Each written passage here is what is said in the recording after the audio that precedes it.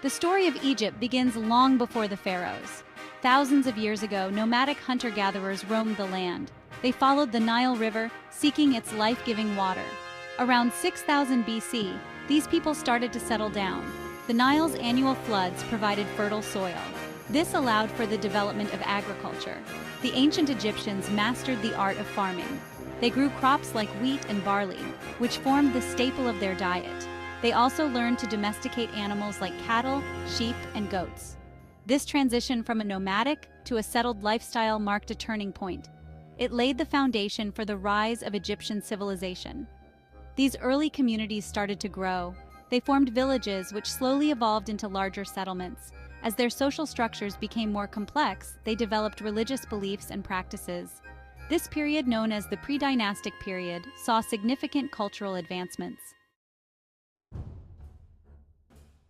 Around 3100 BC, a pivotal event changed the course of Egyptian history: the unification of Upper and Lower Egypt.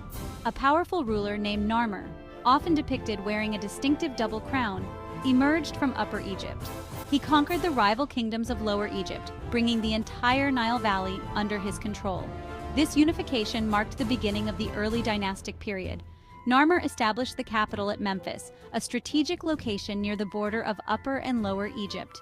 He founded the First Dynasty, the first of a series of ruling families that would govern Egypt for the next 3 millennia. The early pharaohs were considered divine rulers. They held absolute power over their subjects. They built palaces, temples, and tombs, showcasing their wealth and authority. The unification of Egypt under a single ruler laid the groundwork for the cultural and architectural achievements that would follow. The Old Kingdom, spanning from around 2686 to 2181 BC, is often regarded as the age of pyramid building.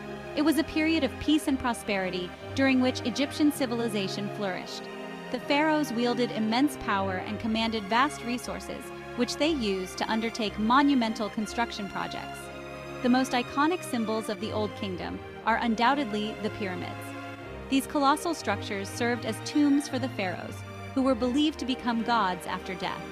The most famous pyramids are those at Giza, built by the pharaohs Khufu, Khafre, and Menkaure. The Great Pyramid of Giza, built by Khufu, is the oldest and largest of the three.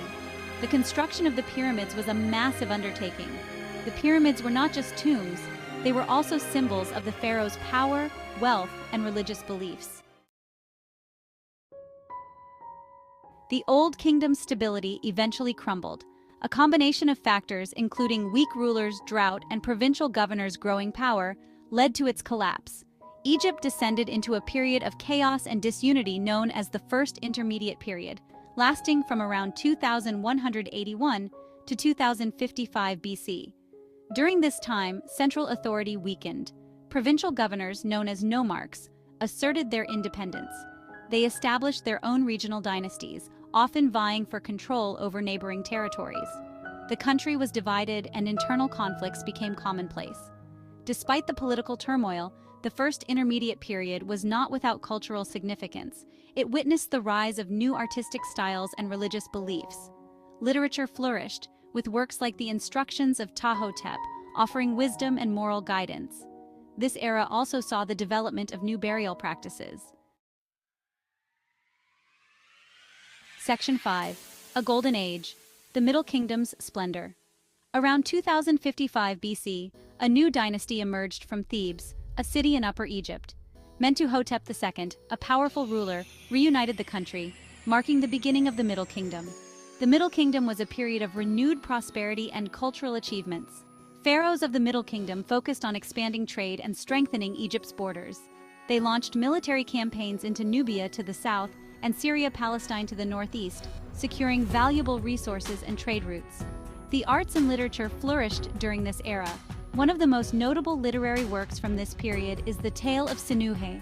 The Middle Kingdom was a time of peace and prosperity, a golden age in Egyptian history. Section 6. The Empire's Zenith. The New Kingdom's Power and Influence. The Middle Kingdom eventually succumbed to internal strife and foreign invasion. A group of Semitic-speaking people known as the Hyksos conquered much of northern Egypt. Their rule marked the beginning of the Second Intermediate Period. However, Egyptian power was far from extinguished. In the 16th century BC, a new dynasty arose in Thebes, determined to drive out the Hyksos and restore Egyptian rule. Ahmose I, the founder of the 18th dynasty, successfully expelled the Hyksos and inaugurated the New Kingdom, a period of unprecedented power and prosperity for Egypt. The New Kingdom was an era of imperial expansion. Powerful pharaohs like Thutmose III and Ramesses II led their armies to victory in Nubia, Libya, and Syria-Palestine. Temples and monuments were built on a grand scale, including the Temple of Karnak in Luxor and the Ramesseum, Ramesses II's mortuary temple. Section 7. Shadows over the Nile. Invasions and the Third Intermediate Period. The New Kingdom's power did not last forever. Internal strife, economic problems, and the growing might of foreign powers weakened the empire. In the 11th century BC, Egypt entered a period of decline known as the Third Intermediate Period. This era was marked by political fragmentation and foreign invasions. The Libyans, who had long been a threat to Egypt's western border, gained control over much of the country. They established a dynasty that ruled from the city of Bubastis in the delta. Meanwhile, the Nubians, who had been under Egyptian rule for centuries, asserted their independence. The Third Intermediate Period was a time of turmoil and uncertainty.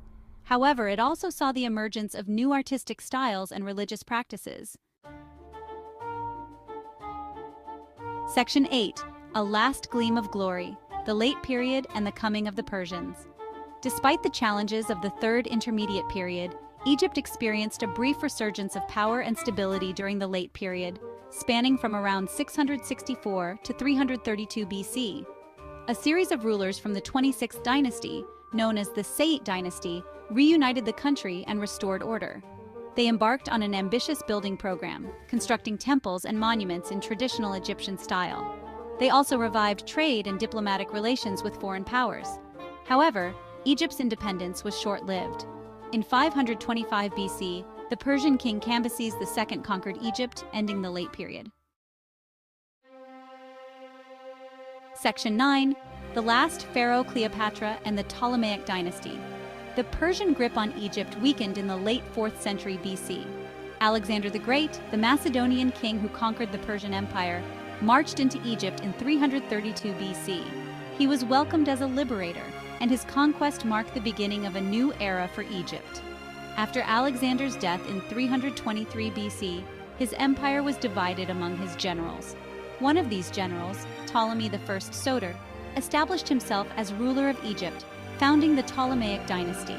The Ptolemies were of Greek origin, and they ruled Egypt for nearly 3 centuries. The Ptolemies encouraged the blending of Greek and Egyptian traditions. They founded the city of Alexandria, which became a renowned center of learning and commerce. The most famous ruler of the Ptolemaic dynasty was Cleopatra VII. She was the last active pharaoh of ancient Egypt, known for her intelligence, political acumen, and her relationships with Julius Caesar and Mark Antony. In 30 BC, after her forces were defeated by the Roman general Octavian, Cleopatra took her own life. Section 10. From Roman granary to Arab conquest, Egypt under foreign rule. Roman rule brought significant changes to Egypt. The Romans were efficient administrators. They exploited Egypt's wealth to feed their growing empire, earning it the nickname the breadbasket of Rome. They introduced Roman law and customs, and Latin became the language of administration. However, the Romans largely tolerated Egyptian religion and culture. After the Roman Empire split in the 4th century AD, Egypt became part of the Eastern Roman Empire, also known as the Byzantine Empire. Byzantine rule was marked by religious strife. In the 7th century AD, a new power emerged from the Arabian Peninsula, Islam. Section 11. Modern Egypt Independence, Revolution, and a Nation Reborn. The Arab conquest brought Islam to Egypt, a religion that would profoundly shape its culture and identity. The Arabic language replaced Greek and Coptic as the dominant language. Cairo, founded by the Fatimid dynasty in the 10th century AD, became a major center of Islamic learning and culture. Over the centuries, Egypt was ruled by a succession of Muslim dynasties, including the Fatimids, Ayyubids, Mamluks, and Ottomans. The Ottoman Empire conquered Egypt in 1517 and ruled it for nearly 4 centuries. In the 19th century, Egypt underwent a period of modernization under Muhammad Ali Pasha, an Ottoman Albanian commander who established himself as Egypt's ruler. He implemented reforms in the military, education, and agriculture. The construction of the Suez Canal, completed in 1869, transformed Egypt into a major shipping hub. However, the canal also led to increasing European involvement in Egyptian affairs. Egypt finally gained independence from Britain in 1922.